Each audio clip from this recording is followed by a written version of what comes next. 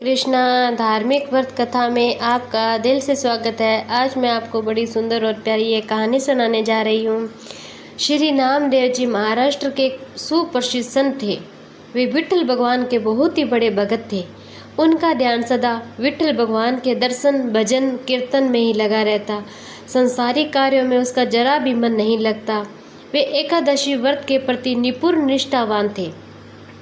उस दिन जल भी नहीं पीते थे। एकादशी की संपूर्ण रात्रि को हरि नाम का सह कीर्तन करते और एकादशी को वे न तो अन्न खाते न किसी को खिलाते। एक दिन एकादशी की रात्रि को हरि नाम सह कीर्तन कर रहे थे तो उनके साथ अनेक भगत भी सह कीर्तन कर रहे थे।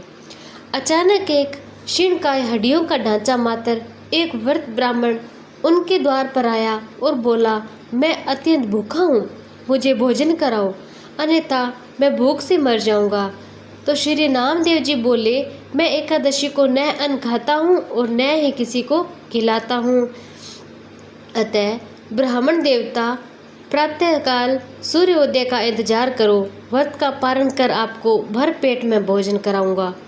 ब्राह्मण बोला, मुझे तो अभी ही भोजन करना चाहिए, मैं 120 वर्ष का बूढ़ा हूँ। एकादशी व्रत 8 वर्ष से लेकर 80 वर्ष तक लोगों के लिए है।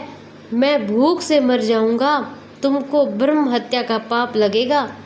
तो श्री नामदेव जी ने कहा, ब्राह्मण देवता, चाहे कुछ भी हो जाए, मैं आपको भोजन नहीं करा सकता, कृपया आप कुछ देर तक प्रतीक्षा करो। तो श्री नामदेव जी के ऐसे व्यवहार के प्रति अन्य ग्रामवासियों ने नामदेव जी को निठुर कहा और ब्राह्मण को भोजन देना चाहा, परंतु ब्राह्मण ने भोजन लेने से इनकार कर दिया।